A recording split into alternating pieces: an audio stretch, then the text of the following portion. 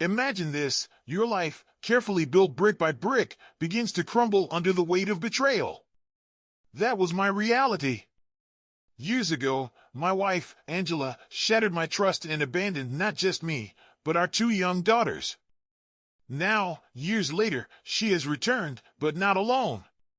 She carries another man's child, and with a shocking audacity, asks to reunite as a family. How did it come to this? Let me take you back to the beginning. Angela and I met when we were in our mid-20s, working at the same company. The sparks were undeniable.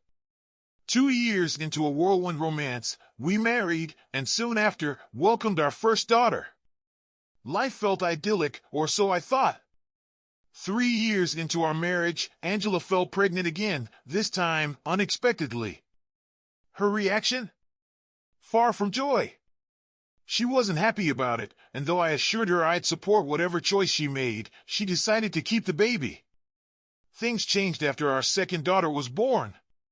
Angela's warmth and laughter were replaced by irritability and detachment. I chalked it up to the exhaustion of motherhood, but as months turned into years, her behavior only worsened. Our home became a battlefield, where my daughters and I tread carefully, afraid of triggering her volatile moods. Angela, once a stay-at-home mom by choice, began neglecting even the basics of childcare. Housework? Forgotten. Playing with the kids? A rarity. Instead, she lounged on the couch, absorbed in reality shows, leaving me to pick up the pieces. Hiring a maid was a necessary but financially straining decision, one I made to maintain some semblance of order at home. But the resentment festered. I was burning the candle at both ends, working long hours and shouldering all responsibilities at home. When I finally confronted her about contributing more, Angela exploded, accusing me of being a failure and blaming me for our financial struggles. What followed was an argument so heated, it culminated in violence. Angela shoved me into a coffee table, shattering the glass and injuring my back. That moment was my breaking point. I asked her to leave. For the safety of my daughters and my own sanity, I couldn't trust her anymore. Despite her tearful apologies and promises to change, I insisted she move in with her parents and seek therapy. She agreed, and for a fleeting moment, I believed things might improve. Months turned into a year. Angela seemed to be making progress. Therapy appeared to help, and her visits with our daughters, though supervised, brought glimpses of the woman I once loved. But just as hope flickered, she began pulling away, skipping therapy, ignoring my calls, and distancing herself from me and our children.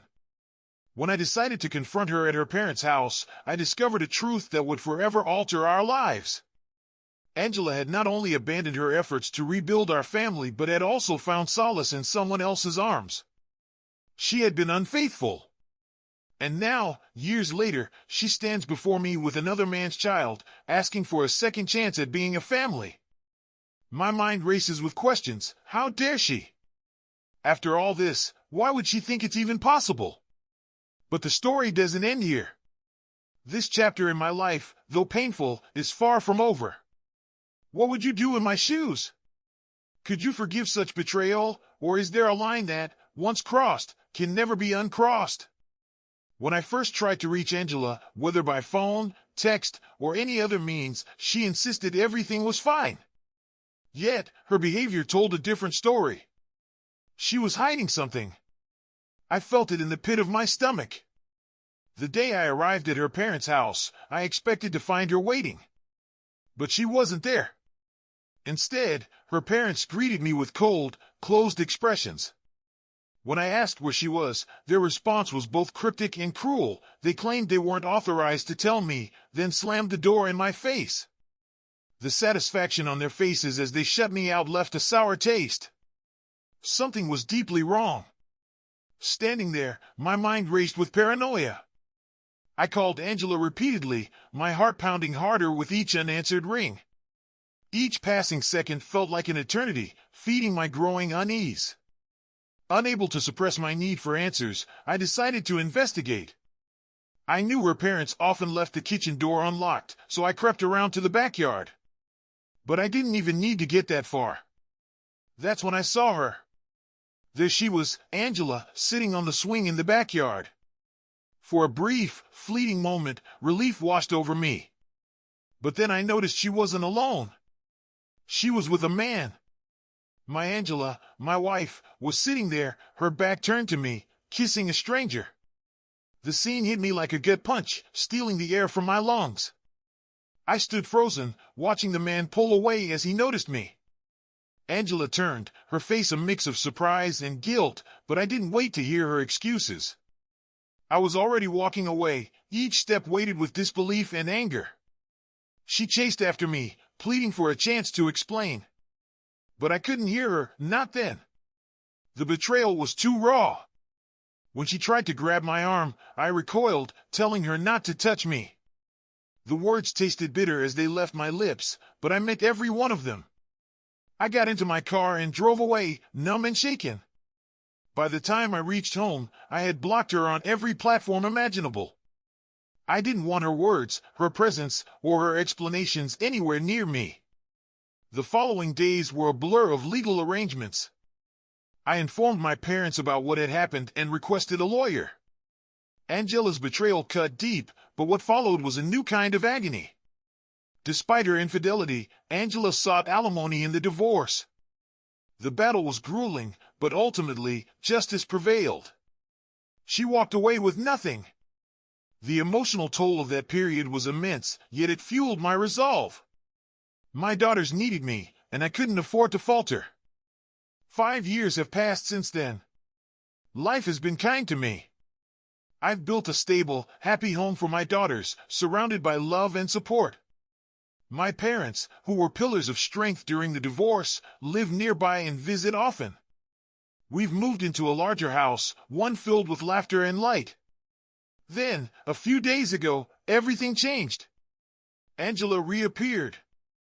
Standing on my doorstep with a small child clinging to her side, she looked like a shadow of the woman I once knew. Tears streaked her face as she begged for forgiveness, claiming she wanted to make things right and be a family again. Her words felt hollow. I shut the door on her pleas, reminding her that she had relinquished her rights, not just to me, but to our daughters. Later, I learned that my parents had facilitated her return, believing she deserved a second chance. Their betrayal stung almost as much as Angela's. Yet, as I reflect on all that has happened, I remain steadfast in my decision. My daughters deserve stability, love, and a father who won't compromise their happiness for the sake of someone else's guilt. Angela made her choice long ago, and I've made mine. Update 1. It's been a week, a whirlwind of revelations and emotional turmoil since Angela arrived at my door with her son. The truth about her covert relationship with my parents has unraveled, leaving me grappling with betrayal on a scale I never imagined. Where do I even begin?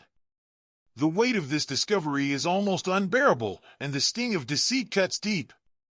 How could the people I trusted most turn against me so seamlessly? Imagine my shock when I learned that my parents not only handed Angela my new address but also maintained regular contact with her throughout the years, behind my back.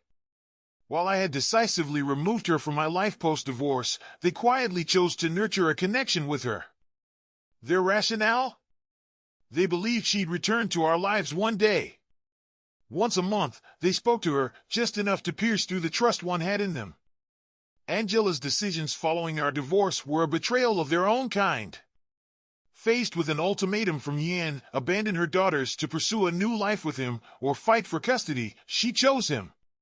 My parents recount her struggle, painting her choice as agonizing, but ultimately, she left our daughters to build a family with Yan. Her plea to my parents for support came shortly after I filed for divorce. She begged them to act as intermediaries so she could maintain contact with our daughters covertly. What followed was a web of deceit spun tightly around me. My parents used their visitation rights as a bridge for Angela to meet with our daughters. Behind my back, they orchestrated secret meetings, bribing my daughters with toys and sweets to ensure their silence. The manipulation extended to coaching them to refer to Angela as one of my parents' friends should I ever inquire about their visits. Can you imagine? My own children, burdened with the guilt of lying to me, were trapped in a web of fear instilled by Angela and my parents. The final blow came when my daughters, through tears, admitted they had been meeting with Angela. They confessed their fear of divine punishment if they ever revealed the truth, an insidious lie fed to them by Angela and my parents. That admission broke me. I couldn't fault my daughters, they were victims, manipulated and intimidated. But the betrayal by my parents? Unforgivable. I've taken decisive action. Restraining orders against Angela and my parents are in motion. I'm determined to protect my daughters from the chaos that has plagued their young lives. They will never see their grandparents or mother again, but I know the road ahead will be challenging. Therapy is already underway, and while it hurts to see their trust shaken, I'm hopeful that healing will come with time. Justice is finally catching up to Angela. Her true love Ian has left her, choosing career ambitions over family. Their relationship, built on broken promises and betrayal, has crumbled. As for me, my focus is clear, shielding my daughters and rebuilding their sense of safety. The cycle of deception ends now,